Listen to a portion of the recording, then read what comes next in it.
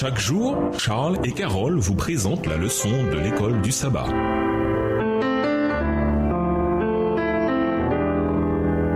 Bienvenue à votre émission. Dieu nous parle. Voilà la leçon de jeudi, 2 éternités. Lisons 2 Corinthiens 5, verset 10, Romains 14, verset 10 et 11 et Apocalypse 20, les versets 11 à 15. Qu'indiquent ces passages sur la raison de la résurrection des méchants? 2 Corinthiens 5, verset 10, car il nous faut tous comparaître devant le tribunal de Christ afin que chacun reçoive selon le bien ou le mal qu'il aura fait, étant dans son corps. Romains 14, les versets 10 et 11. Mais toi, pourquoi juges-tu ton frère? Ou toi, pourquoi méprises-tu ton frère? Puisque nous comparaîtrons tous devant le tribunal de Dieu. Car il est écrit, je suis vivant, dit le Seigneur, tout genou fléchira devant moi et toute langue donnera gloire à Dieu. Apocalypse 20, les versets 11 à 15. Puis je vis un grand trône blanc et celui qui était assis dessus. La terre et le ciel s'enfuirent devant sa face, et il ne fut plus trouvé de place pour eux. Et je vis les morts, les grands et les petits qui se tenaient devant le trône. Des livres furent ouverts, et un autre livre fut ouvert, celui qui est le livre de vie. Et les morts furent jugés selon leurs œuvres, d'après ce qui était écrit dans ces livres. La mer rendit les morts qui étaient en elle. La mort et le séjour des morts rendirent les morts qui étaient en eux. Et chacun fut jugé selon ses œuvres. Et la mort et le séjour des morts furent jetés dans les temps de feu. C'est la seconde mort, les temps de feu. Quiconque ne fut pas trouvé écrit dans le livre de vie fut jeté dans les temps de feu.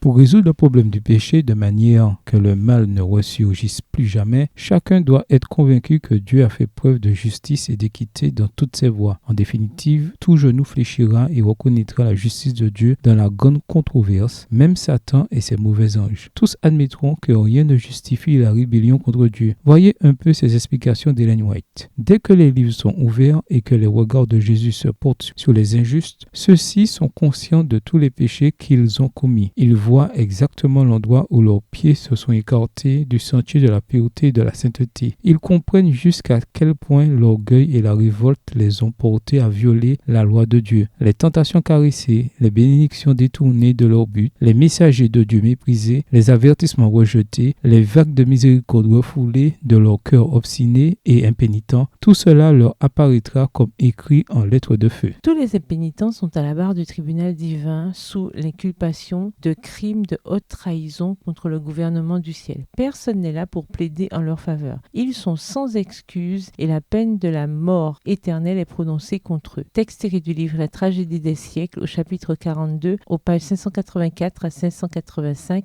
ainsi que la page 586. Lisons Apocalypse 20, verset 9, Somme 37, verset 20 et Malachie 4, versets 1 et 2. Quels éclairages ces passages nous donnent-ils sur la destruction finale du péché et des pécheurs et sur la récompense des justes? Apocalypse 20, le verset 9. Et ils montèrent sur la surface de la terre, et ils investirent le camp des saints et la ville bien-aimée. Mais un feu descendit du ciel et les dévora. Somme 37, verset 20. Mais les méchants périssent et les ennemis de l'Éternel, comme les plus beaux pâturages, ils s'évanouissent en fumée. Malachie 4, les versets 1 et 2. Car voici le jour vient ardent comme une fournaise. Tous les hautains et tous les méchants seront comme du chaume. Le jour qui vient les embrasera, dit l'Éternel des armées, ne leur laissera ni racine ni rameau. Mais pour vous qui craignez mon nom, se lèvera le soleil de la justice, et la guérison sera sous ses ailes. Vous sortirez et vous sauterez comme les veaux d'une étable. La bonne nouvelle, c'est que Satan et ses mauvais anges seront détruits dans les temps de feu. Le péché et les pécheurs seront consumés. D'après Apocalypse 20, verset 9, ils seront dévorés, détruits et non tourmentés pour l'éternité. Le verset d'après emploie l'expression à tout jamais. En fonction du contexte, cette expression signifie toujours, sans fin, mais jusqu'à l'accomplissement total de la chose en question. Référence à Exode 21, verset 6, 1 Samuel 1, les versets 22-28,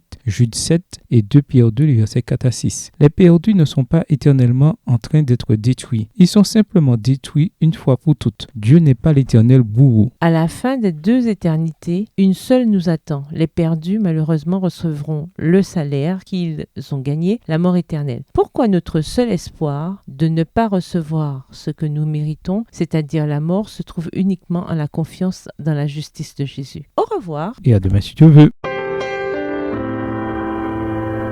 Dieu nous parle. Chaque jour, Charles et Carole vous présentent la leçon de l'école du sabbat.